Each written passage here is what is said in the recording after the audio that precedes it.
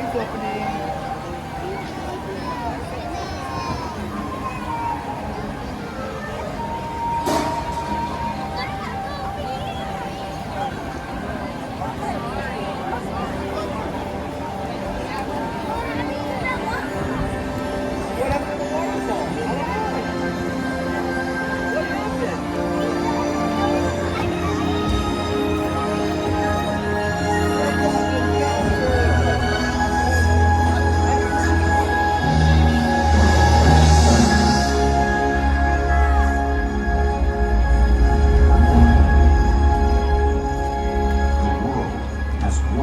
Interconnected ocean, a vast blue expanse critical to life on Earth.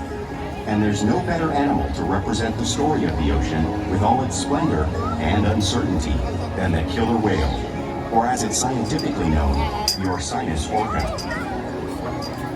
The orca lives in every corner of the ocean, from the Arctic to the Atlantic, the Southern to the Indian, to the mighty Pacific and beyond.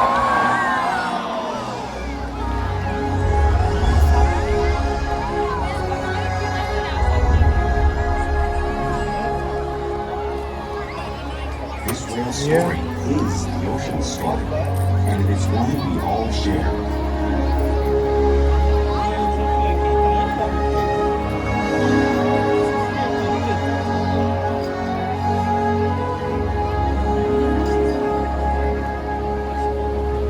Welcome to Seaworld's Orca Encounter. My name is Robin, and I'm honored to introduce to you these intriguing and majestic animals.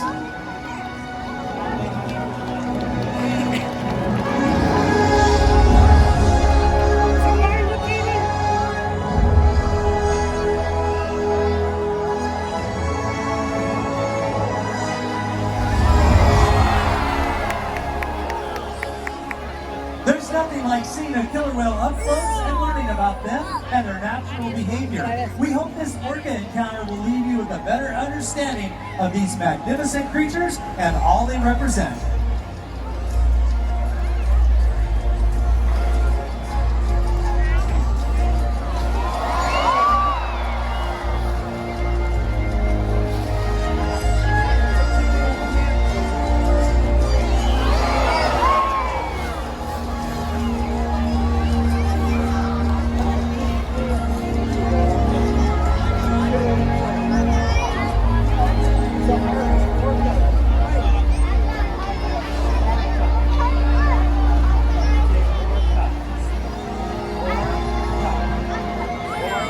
While they are found in every ocean, orcas living off the coast of Iceland are quite different than those near Costa Rica.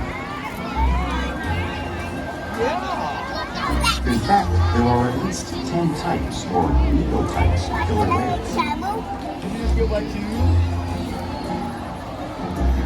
An ecotype describes the differences between killer whale size, physical form, prey, social structure, and habitat.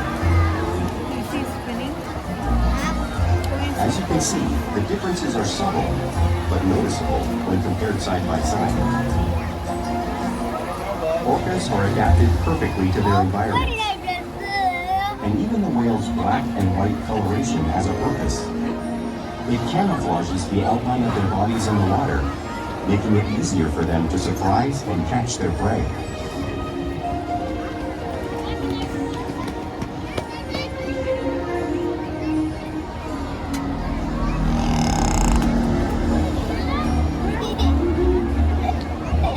When viewed from above, the black of the whale blends in with the dark depths of the ocean. When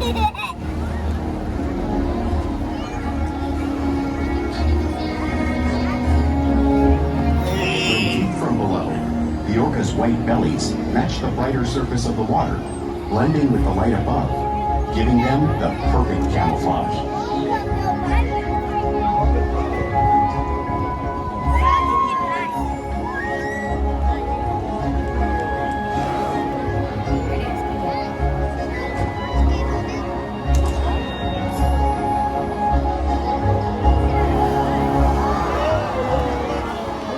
Killer whales truly are a natural wonder.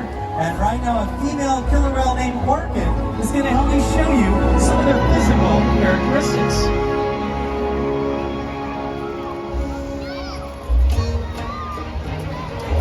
Now the blowhole is perfectly designed for a quick breath at the surface.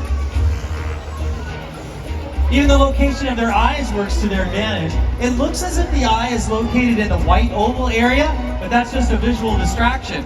The eye is actually located in the black area just in front of that white oval, camouflaged from thrashing prey. The fin on their back is called a dorsal fin and helps to stabilize the orcas when swimming fast, and it also helps regulate body temperature. The flippers on the side of the body are called pectoral flippers and are mainly used for stopping and steering. If you were to look at an x-ray of one of these, you'd see in there that there's a 5-digit bony structure similar to the human hand.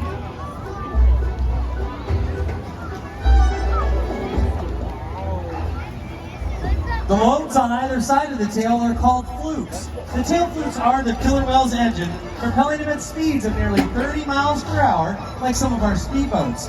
And they swim the fastest and use the most power when they lift their 10,000-pound bodies completely up and out of the water.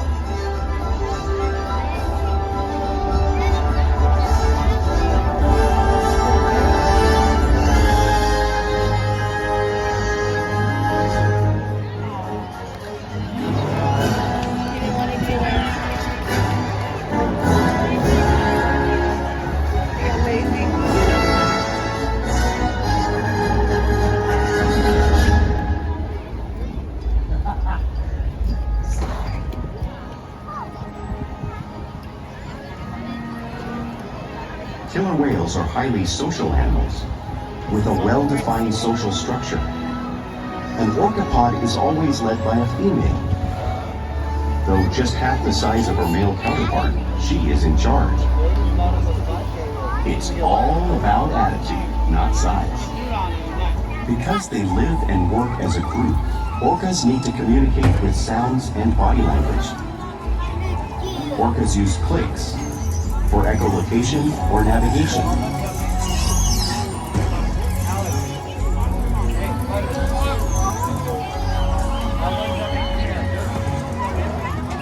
Whistles to socialize in the pod. And calls for group coordination and hunting.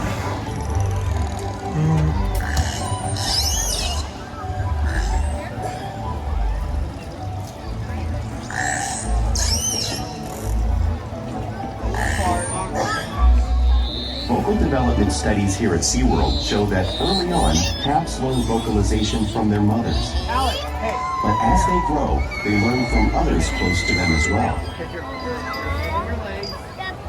This is a bottlenose dolphin call that Shuka learned and even taught other killer whales here at Seaworld. In fact, orcas are the largest members of the dolphin family.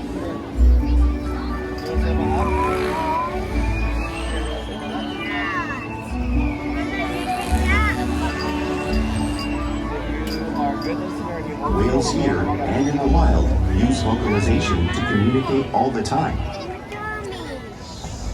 Like all animals, killer whales also use body language as a form of communication. For example, a pectoral slap is used to show dominance and to help them get noticed. A mother may even use a pectoral slap to help get her calf's attention.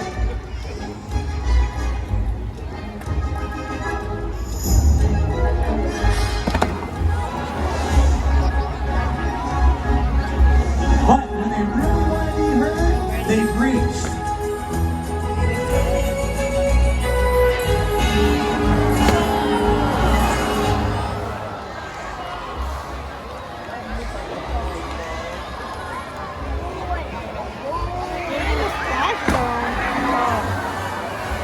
Spy hopping is how killer whales coordinate And it's clearly labeled. the surroundings while they hunt. I know, huh? That's you when you're in the bathtub.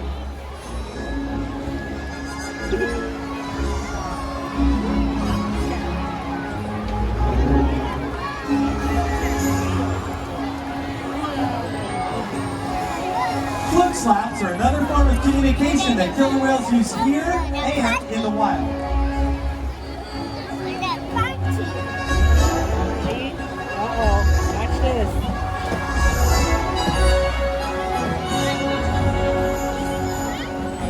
Oh, no. I thought everybody was excited.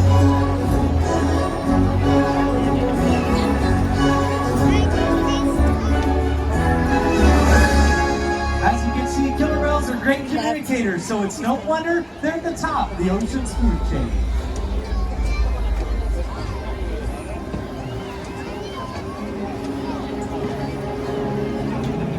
Killer whales work together to rear their young, protect their pod, and most importantly, pursue and catch their prey. Every day they cooperate to survive in the wild oceans of the world. The orca's hunting techniques are as varied as the whales themselves. Norwegian killer whales will circle herring, herding them together. The whales use sounds to coordinate with each other and to disorient the herring. With the fish confused and contained, the whales stun them with their powerful tail flukes, making for an easy meal.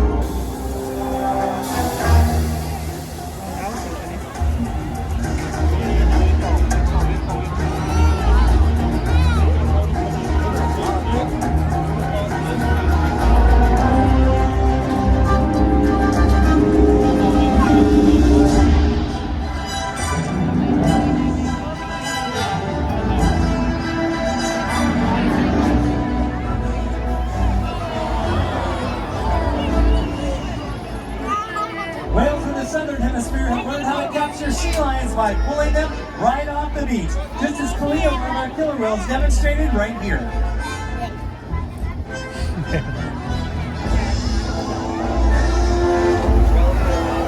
And our largest whale, Ulysses.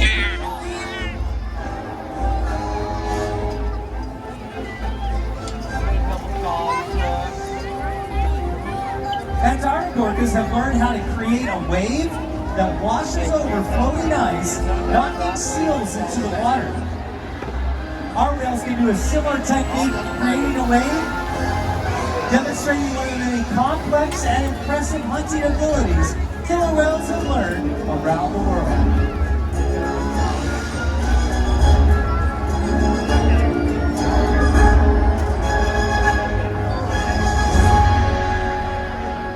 Now you just saw these waves crashing over the front, but you really can't appreciate the amount of water displaced until you experience it firsthand. And I've got a volunteer to help us right now. Come on down, you're doing it, right? Okay, hold on a sec, this is a really big wave, so we need a little bit larger a volunteer to handle this. Have you ever felt this before? He doesn't look too sure about this, does he? How about a nice round of applause? Let's encourage him. Come on, Brandon, you can do this. Take a seat right there, okay? See that handle? That's for you to hold on to. Hold on, let's see what we get. I see some whales coming by. Oh, that didn't even work. Hold on a second. So there's lots of different ways that these guys can create this wave. There's another little wave. That's still not getting Brandon wet, guys. I don't know. One more. Okay, there's a surefire way to get Brandon wet. Oh no.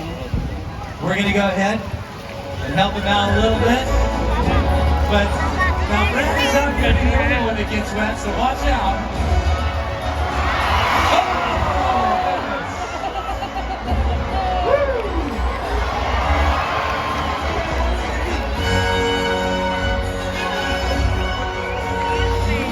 Let's all thank Brandon. Thank you so much, bud.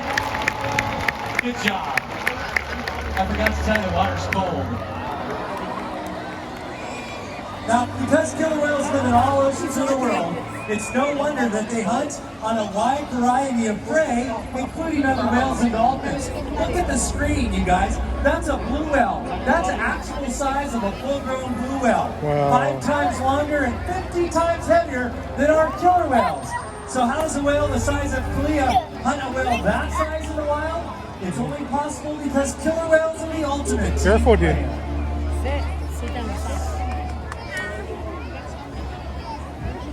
In this example, we see the larger male orcas surround the sperm whale, forming a perimeter, while the females continue to drive the whale forward until it reaches exhaustion.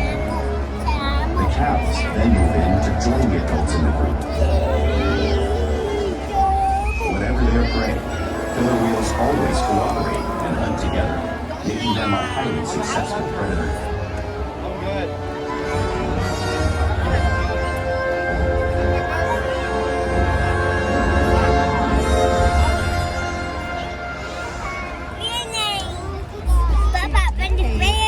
Play is an important part of everyday life for killer whales. Yeah. It's how they teach their young how to hunt and practice those skills as they grow. Penguin. All these are mayonnaise. Whoa. Now, you often see killer whales showing off their playful side in the wild. Penguin. And right here, Baby. Baby Shamu. Oh, okay. porpoising is when killer whales swim past the surface, breaking out of the water briefly.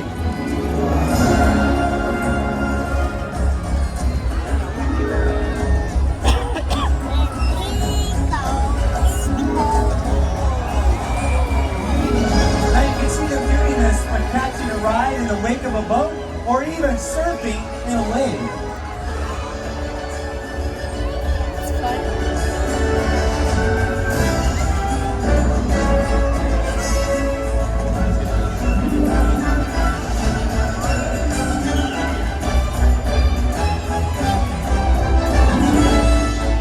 Orcas like to be touched and will often rub their bellies on rocks when they can. You also see our whales doing all different kinds of rubbing behavior all over the facility, just like the whales in British Columbia would.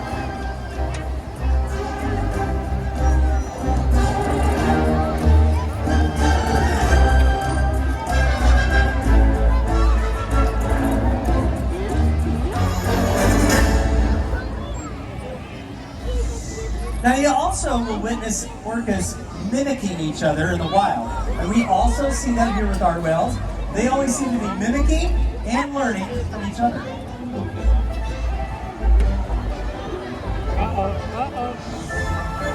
Wake up.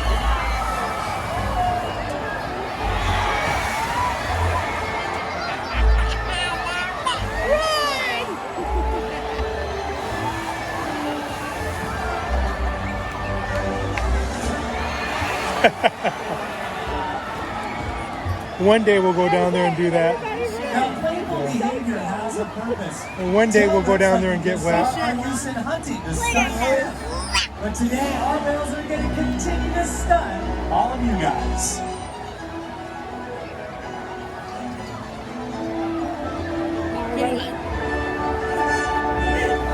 Oh!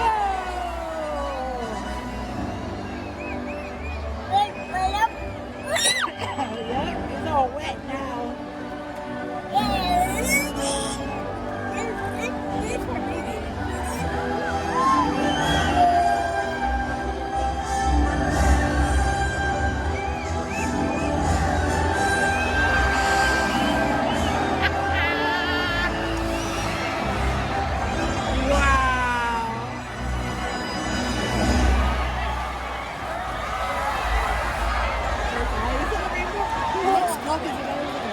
Yeah, they said it was cold. And whales pee in that water. You know, we interact with these whales all day, every day, sharing trusted relationships that help us provide the optimal healthcare, research, and quality of life. All the whales here at Seaworld take an active role in their own healthcare. And you can see over at stage right now that Kalia is presenting her tail flukes to Taylor. It's a very important behavior right there. That's where we withdraw a small amount of blood, all done without any kind of restraints, and that helps us monitor the overall health of the killer whale. We've even trained them to slide up onto a scale like you see in the video right there. The scale's right over there in that back pool. Now, we routinely weigh the whales once a week. Now, think about this. We've been weighing killer whales for well over 50 years. We've learned so much about killer whale growth rates that's pretty much impossible to obtain from animals in the wild. And it's kind of cold right now. I'm just imagining cold on cold. We've even trained them to let us take a breath sample going to the hospital from their and mixing blowhole because of the relationship we build day after day right here at Seaworld. And right now, ladies and gentlemen, I get to slow things down a little bit and just highlight one of our many killer whales. Ladies and gentlemen, say hello to Kalia. Kalia. Now, Kalia was born right here. I had the immense privilege of actually watching her be born right here in this school. And I've got to build a relationship with her over the past many years. She's also participated in many research projects that have helped her wild counterparts. You know, we train these guys in daily new things to help stimulate their minds, but diet, exercise, and of course play help keep these guys in great shape. The whales here at Seaworld have helped killer whales in the wild by participating in many research studies. One ongoing study monitors the whale's heart rate and breathing to understand how marine noise pollution from ship engines and other sources affect wild populations. In another study, scientists from NOAA, the National Oceanic and Atmospheric Administration, took measurements of the killer whale's rhythm, including That's Kaden in the bathtub. by comparing these measurements with drone footage of killer whales in the wild, scientists are able to monitor the wild population's nutritional and reproductive. Splash. Other research has been done here at Seaworld on the mother Yeah, you like whale's to splash? composition. This Yeah, research will help create an effective model to understand how toxins in the ocean impact wild killer whales and their milk supply. What we learn from the whales in our care every day is actively helping whales in the wild survive. And just by being here today, you've supported our rescue, research, and conservation efforts all around the world.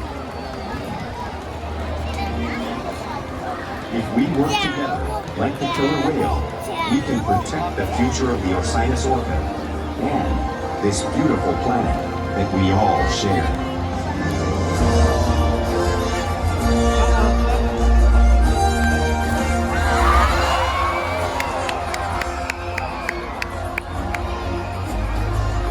They got away.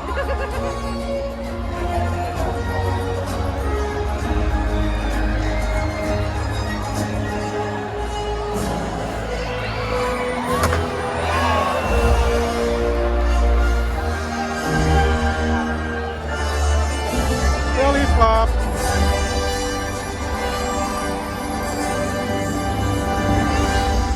Well, we hope you all enjoy Orca Encounter and learn a greater appreciation of these amazing animals. Have a great rest of the night in the park, everybody. Bye-bye.